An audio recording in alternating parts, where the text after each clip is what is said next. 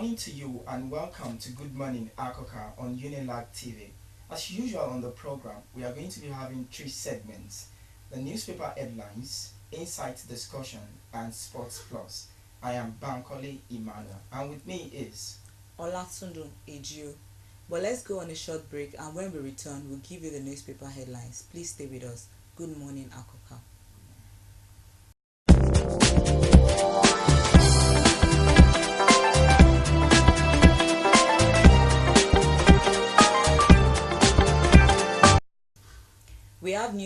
We have four newspapers we're going to be reviewing this morning. We have the Nation's newspaper, Guardian newspaper, Daily Independent, and This Day newspaper. the Daily Independent leads with intrudes as Jonathan's shop for new IJ. That goes with the rider. PDP lobbies president to return Abubakar. South leaders want Umbu. Retired officers, politician push for DIG Hassan.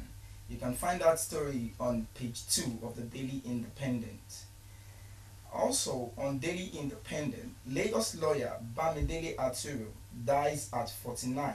That's on page 48 of Daily Independent. Racism in French school, Ecole franchise Marcel, page 42. That's where you can find the story. On the Nation this morning, Lagos lawyer Aturu dies at 49. We can have the full story on page 66. APC, Jonathan's re-election at all costs endangers Nigerians. Full story on page 4. Government, Boko Haram close to deal on Chibok girls. Full story on page 4. Security probes politicians with links to sects. Full story on page 4. Osun 2014. We have no candidates for election, says Khan. Voter cards. Government worried over youth and elders. LP warns against violence. SDP to review taxes. Full story on page 8. The This Day newspaper leads with impeachment. I will seek Jonathan's assistance when necessary, says Nyako. And that goes with two riders. He insists he won't resign. Investigative panel invite governor, deputy governor. You can find that on page 6 of This Day newspaper. House to probe Alison Madueke. Shell over yet to be sold OML 29. That story is on page 6 of This Day newspaper. Also on This Day newspaper, you can find the story on FJ. FJ links Boko Haram to political party. Says politicians are being interrogated over ties to sect. Accuses bring back our girls campaigners of extorting money. The full story is on page 6 of This Day newspaper. Also on This Day newspaper, Jonathan inaugurates committee for Safe School Initiative. The cries dropout rate. That story can be found on page 8 of This Day newspaper. On Guardian newspaper this morning, National Confab splits over modality for reports. Rights activist Aturu dies at 49. Full story can be found on page 4. Jonathan directs FRSC to impound unregistered vehicles. Labour to clamp down on operations of Chinese construction companies. FIFA suspends Nigeria with immediate effect. Full story on page 88. That's all we have for you on newspaper review this morning on Unilag TV. Please stay tuned when we bring to you Inside Discussion. Please stay with us.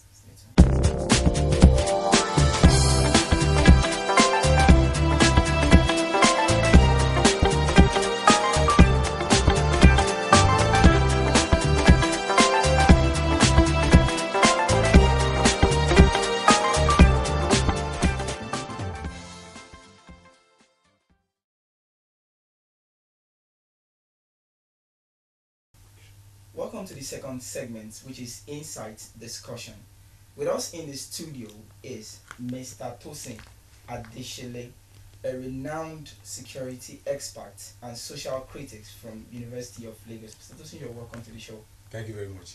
Also with us in the studio is Alhaji Akinlawon, an Islamic scholar and public analyst. Alaji, you're welcome to the show. Thank you very much. We're going to be talking about the Boko Haram insurgents, and we're going to be having views from our two guests, the Islamic scholar and also the security experts. You're welcome. My first question is going to Alhaji Sulaiman. You're welcome, sir. Thank you. Please, sir, the phrase Boko Haram, the word Boko Haram itself means Western education is forbidden. From your own Islamic perspective, do you really think it is forbidden? Thank you, presenter. Boko Haram really means Western education is forbidden.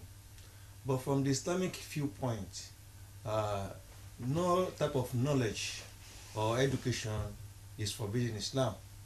Even from the Islamic source, in Islam we have two sources, that is the Quran and the Hadith. In the Hadith, the Prophet ﷺ is reported to have said, seek for knowledge, even unto China. And at that period, China wasn't an Islamic nation. Even up to today, it's not an Islamic nation. So if the Prophet can advise Muslims to even go and seek knowledge in China, it means that any type of knowledge or education is allowed in Islam for the advancement of mankind. So, Alaji, what would you say? Because the Boko Haram sects are actually claiming that what they want is an Islamic country, and as a result of that, they claim to be on a jihad. What's your take on that? Well, thank you. The concept of jihad in Islam is misconstrued by so many people. People be like, when we say jihad, they think it's taking up arms or killing people. It's not so. Jihad from the literal word means struggle, that is striving for a cause. Even when you go to school, you get educated, you are doing a struggle to achieve something in life.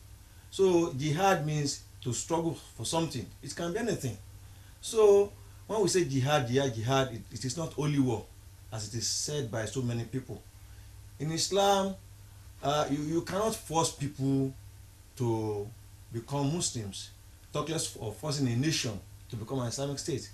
For example, in the Quran says, La ikraha fi din, there is no compulsion in religion. So if the Quran says there is no compulsion in religion, so anybody coming out to say we want to force people to accept Islam or to force a nation to become an Islamic country, then it's not representing Islam. Maybe they have their own agenda, one may not know, but that is not the position of Islam as far as that is concerned. Okay, in your own take, do you think there is any affiliation with politics based on the Boko Haram? Well, I'm not a politician. I'm an Islamic scholar, as you rightly said, so I wouldn't know what's happening in the political sphere. But as far as Islam is concerned, the activities of Boko Haram, so that we have witnessed in Nigeria, has not represented Islam in any form. It's not Islamic, and it cannot be accepted as Islamic way of thinking. See, in Islam, people are free to practice whatever religion they belong to. So forcing people to embrace Islam, doing jihad in the name of Islam, abducting people, children from schools, all these are alien to the Islamic religion. And as far as I'm concerned, I don't know, maybe this expert can say about that or another person. If it has linked with politics or not, I don't know. But from Islamic viewpoint, it's not acceptable. Right. Mr. Tosin Adeshile, as a renowned security expert, do you think the federal government of Nigeria has done enough to curb the Boko Haram menace so far? Well, let me add that aside from being a security expert, since Alhaji is an Islamic expert, and as a Christian, I can also call myself a Christian expert. So that will join with what I'll be saying regarding the security part of it.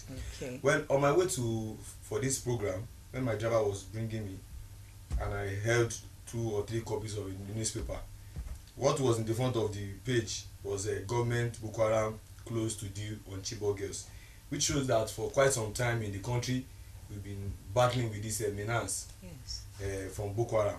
And I can tell you particularly that government has not done enough.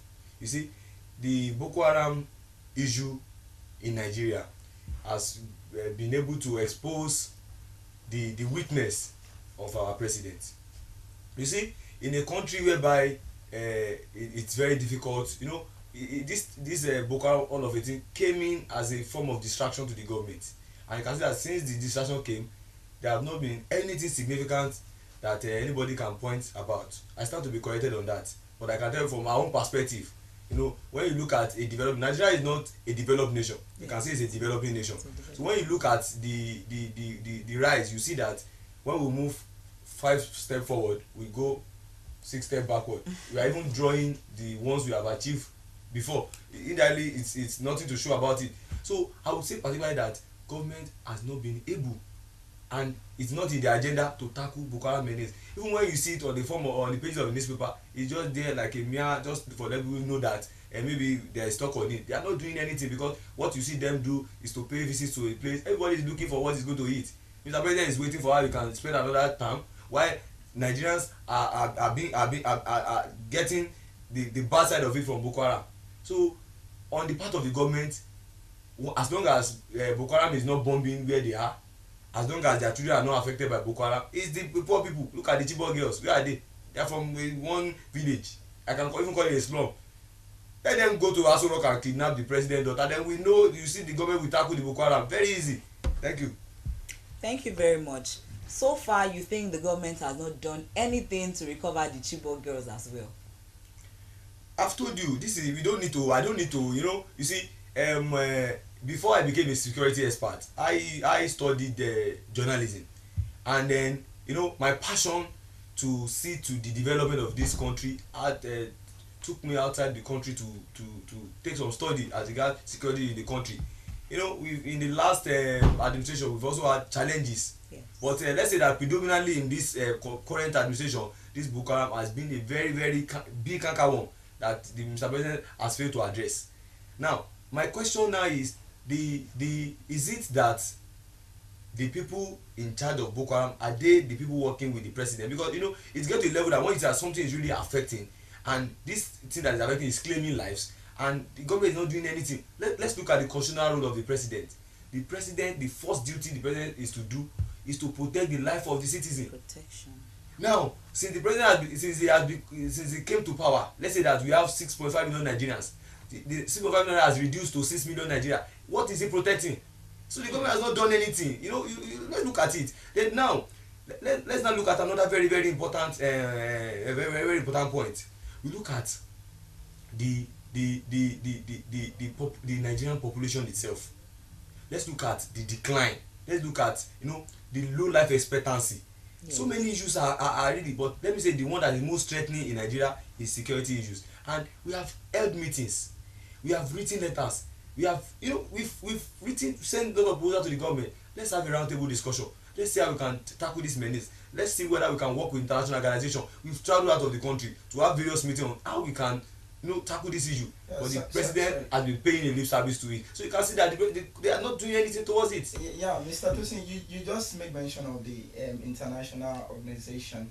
I think that was like 2 months ago.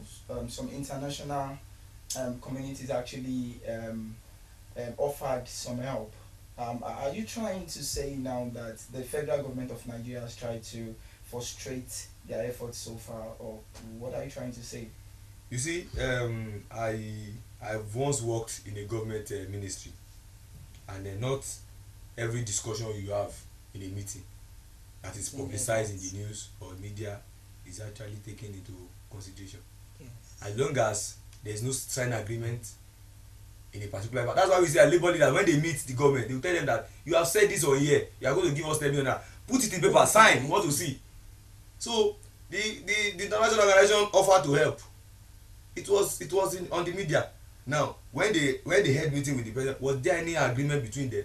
When you call me and you tell me, okay, I want to come and protect your house, and I say I've heard, and the discussion ends there, will I leave where I'm staying to come and protect your house? You can see, so it goes beyond what you've read on the page of this paper. Do you think the federal governments are afraid of Americans coming to dominate Nigerians, or other countries coming to dominate Nigerians? I would not want to go political, because okay. Freedom of speech is guaranteed in Nigeria, but freedom after speech is not guaranteed. So as a security expert, I know what is at stake if I want to divulge some information that has nothing to do with this program. But what I'm trying to say is that what we need to do in Nigeria is that we need to do a lot of sensitization. And when I mean a lot of sensitization is that when time for election comes, as a matter of fact, time for election is near. When our elected representative comes to us, let us ask them a question. What have you been able to do in the last few years? Have you been able to protect my life? Everybody is living, sleeping, closing only one eye. The left eye is open because anything can happen. I told my children, I said, pack your bags, your very important clothes, put water there. I know anytime once the noise we hear go, everybody will carry their bag out. You see, we are not comfortable. There's no peace in the country. Everybody is afraid. Once you wake up in the morning, Boko Haram. When you wake up in the evening, Boko Haram. Boko Haram has nothing to do with religion. Let me tell you that one. That's why I said Alhaji has been talking on this stand. I want to talk as a Christian. It has nothing to do with what is happening. It is self-sponsored. Who are the people behind it? Government knows them. Expose these people, they refuse. So that's why I say that we have been having meetings with them, but by them not paying the right attitude to it, it shows things. So many things are behind it. But we will not want to go into there too much so that we will not waste our freedom of speech. So that after the program, you don't know what to happen. You know, we are in Nigeria, anything can happen. Thank so you. That will also safeguard your TV station, so that you will not have any. Alhaji, I have a question for you. I don't know. We've actually heard some people say that the maybe the top Islamic I think experts or in the country, that they can't actually negotiate on behalf of the federal government. Do you think that is possible?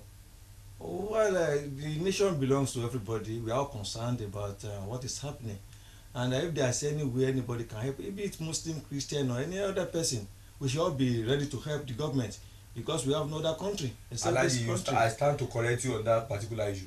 The Nigerian government is not looking for help. They have not called for help. Now, so many people are asking for help from Nigeria. So many people are asking. What we are saying is, if Nigerian government needs help from any quarter, we should be ready to offer the help. They are not. They don't need. They are not calling for help. It's a very simple analogy. I want to help the Nigerian government. Nigerian government is not calling. Or you want to help? I don't have Jonathan's number. How will I get across? We are all concerned because the senator representing my area, the senator representing my area, since the day he got elected, the house has been shut. Until when he's coming back for election, that's when he's going to come to the house. How do I get across? What we are saying here is that we shall all help if there is need to help. And let's be very fair too. I still stand to that. Nigerians are ready to help. I say it's very good that we are ready to help. The government is not showing that they need help. We talked about the international organization. They want to render help. What has all this help? What has it? It's a very simple issue. So the government need to humble itself and let people understand what's going on. This government is very, very secretive. You know what is going on. Yeah. But thank you very much, Mr. Tosin. But the last question I want to ask now is, Mr. Tosin, we've heard so many times that some of these Boko Haram people, they've been arrested and many of them are in jail or something. What do you think is really happening? Have you heard something like that too? Well, before we talk about the people Boko Haram that have been kidnapped, okay, the Chibok girls were kidnapped. Many days after, we heard that some escaped. Okay. Days after again, we heard that some Chibok women escaped. I even want to know, these Chibok girls, where are their parents? I want the government to bring them out one by one. They tell us, this is my child. Show us picture. You don't get. This thing is becoming. If you don't go, I'm trying to say that we are the people. The records. There's something missing. Many of them are not in good states. I don't agree to that. We said over 200 and something Chibok girls has been kidnapped. Now we saw the video that was released by the president, the leader of Boko Haram, Shekara. Yes. We saw the number of those. When you count the number of are they up to 200 and something? Hey, they said many of them have lost their lives. That is one. You see. It is, I told you that I had a little of journalism background. They said some have lost their life. We were not there, and for now there's nobody there that have his contact that can call, that can tell me the true state of things. It's what we are hearing. Now let me go back to the issue of the people that they've arrested. I can tell you categorically that nobody has been arrested. Yes, nobody has been arrested. You have your facts. Nobody has been like this is the same country where we are arrested. You know, our security people, you know, that's why I say as a security expert I know what is going on. Our security, our IG, we want to retain his job, and likewise so many other people, and they tell us that we are So let me tell you the missing link. Let me tell you the missing link. The missing link is that we see innocent people walking on the street and they arrest them and they say they are Boko Haram people. That's the problem, because you see innocent people suffering from what they know nothing about. You made a statement now that I want to go back to. You said the high G would not want to lose his job. Definitely. Does that mean there's anything coming from the people at the top? No, what I'm saying is that directing the as long as the Nigerian police force, as long as they announce through their PPRO that 2 people has been organized, has been arrested, that linked to Boko Haram, they will say, oh, they are attacking Boko Haram. It's to gain record, it's to gain applause. You know, that's what I'm trying to bring out. And let me give you an instance. You know that for this innocent people going on NYC, this NYC of 18, I want to praise the people behind the establishment of NYC.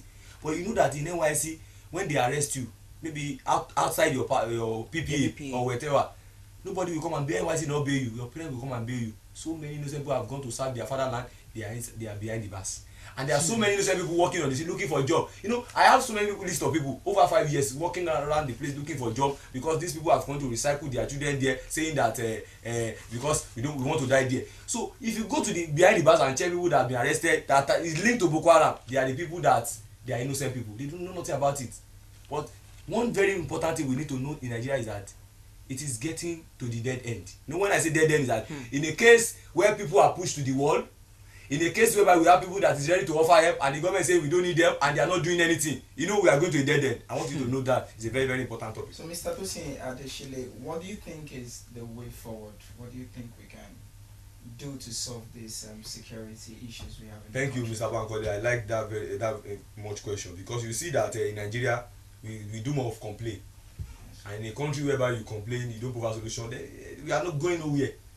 First and foremost, the government should show readiness that we are ready to tackle our challenges. Every country of the world, even America, they have their problem. Yes. Every nation, no nation is totally alienated from problems. Yes. So our own is not an special case. So what we have to do is that the government should be ready to tackle menace. Now there be a stakeholders forum.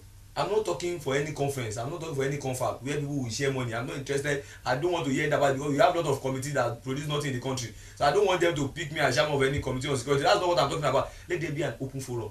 I want Mr. Abel to be there. Let people come from various places to come and ask Mr. Abel questions, so that we can discuss, have a round table. And from there, now we need to strengthen our security forces. We have Nigerian police force. Yes. And in Nigerian police force, you notice that the IG gives instruction to state police commissioners. Sure. Now, state police commissioners, they cannot receive directly from the governor. They receive that from IG. So once the president that appoint the IG gives them the order that let there be problem in Ogun State, you will see that the IG will just call the police in Ogun State that please start causing all this. You get what I'm trying to say is that now I'm trying money for state police. Let Nigeria be independent. They don't want security like this. In advanced country, you see that securities they are from different local government, different areas, different monarchs, and they come together. There's a coordinating body. So you also want the introduction of a community. That's what I'm saying. You know, we call it intelligence committee. Yeah. That's what we call it. Okay. The civil defense will come, the Nigerian police will come, the FRC will come. All of them will come together. There will be a discussion, because we want to achieve a result. Everybody is working independent. On the same road, you see police, you see road safety. Road safety will ask you to park. Road safety police will ask you what. They will be asking your papers. The papers that police are meant to ask, the road safety are asking. People don't say that the police are asking, the VIO are asking, you know, things are just like that in the country. We don't even know where we are going in Nigeria. To go away from what we are actually talking about. So let's go back to Alhaji Sulaiman. What do you think is the way forward now? Thank you. From the religious perspective, I think firstly we have to pray. We have to pray to God to build us out of this problem. And then on the question you asked the other time, it can be a way out. When people are arrested, I don't want to believe that those who are arrested are not Boko Haram members, or they are, but they should be prosecuted. People should be taken to the courts. Okay. Let them be prosecuted. If they are found guilty, they should be punished accordingly. So if there are deterrents, people will try to caution themselves. People will call their children. Then another thing is that parents should always advise their children, call them, advise them, and try to make sure they are not going astray. You see, today Nigeria, we pay lip service to religious education, to morality. You see, we need to orientate our children, particularly parents and teachers alike, because our children today, we look at the Boko Haram, those who are arrested are youth. Yes. Those who are in their prime, they are supposed to be doing something worthwhile. So parents should come in and make sure their children are morally upright, and also government should provide jobs for the youths, because it is said that an idle hand is the devil's workshop. So we should provide employment. There should be creative things that people can do, so that they have so if they have something to do, they will have nothing to do with Boko Haram. Because even if you see teenagers among those who are arrested as Boko Haram members, we cannot say categorically that they are not Boko Haram members until they are proven otherwise in the court of law. But then, if those children have not been wayward, they wouldn't have been arrested somehow. So government should also intervene by providing jobs, employment opportunities for our graduates, so that they can have something to do. I think with all these little things, we can stem the tide of Boko Haram in Nigeria. Thank you. Thank you very much, Elijah. Wow, that was a lovely discussion by Alhaji Sulaiman, an Islamic scholar, and also Mr. Tosin Adeshile, a security expert. Well, thank you very, very much. We really appreciate it. We want to thank you too for calling us, and I want to appreciate my assistant, Tope Amudigbe, who came with me, for this program. We had to leave some very important schedule to attend to your program. So we wish you well, and we appreciate your effort in discussing ways whereby we can provide solution to the country at large. Thank you very, very much, sir. Thank you. This is where we'll end this part of the segment, Insights Discussion. Let's join Damola when he gives us the sports update. Thank you very much. Thank you. Це друга жовта все-таки, але а от уже після цього він отримав другу жовту. Ну, тоді ця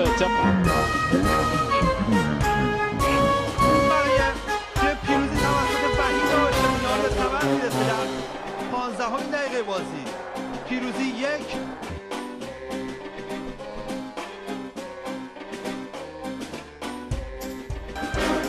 خودي أو خليلي في التغطية. خليلي حذاري.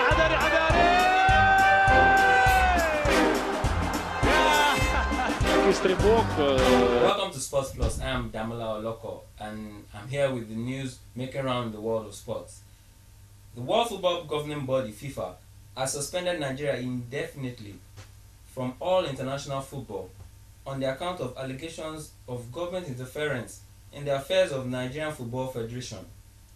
This is coming after a court order compelled the Nigerian Minister of Sports to sack the NFF board and appoint a senior member of the civil service to take over the affairs of the Football Federation. According to the FIFA statement, the suspension will be lifted once the court action have been withdrawn and the properly elected NFF General Assembly are able to work without interference in their affairs. Meanwhile, Eagles ex-international Sheyi Olofinjana has rounded Stephen Keshi's demand of 10 million naira to stay on as head coach of the Super Eagles as outrageous.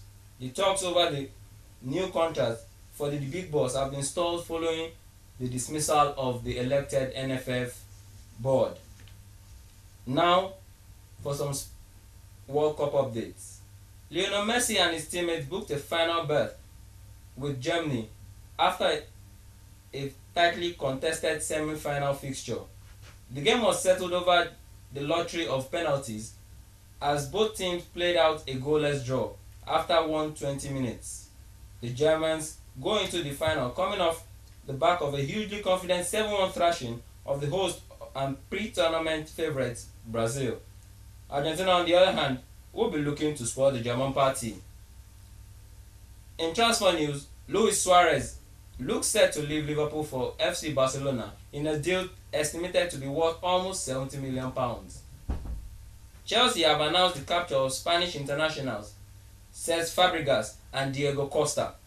Both players have been unveiled at the club's Cobham training ground, and head coach Jose Mourinho has indicated that they will play integral parts in the team next season. Mario Balotelli has tendered a transfer request to the board at AC Milan in a bid to push through his move to Arsenal. On to tennis. Novak Djokovic ended his Grand Slam drought and Roger Federer's hopes of a record 8th Wimbledon title with a thrilling 5-set victory in front of a 50,000 strong crowd. In women's final, 6th seed Petra Kvitova claimed the title in just 55 minutes as she defeated 13th seed Eugene Bochard 6-3, 6-0. That's all we can take on Sports Plus today. That was Damola Oloko. Hope you enjoyed the world of sport. Wow, it's been a wonderful show today on today's edition of Good Morning Akoka. Hope you join us tomorrow morning for another exciting package. Please stay with us. And a very big thank you to our Executive Director, Dr.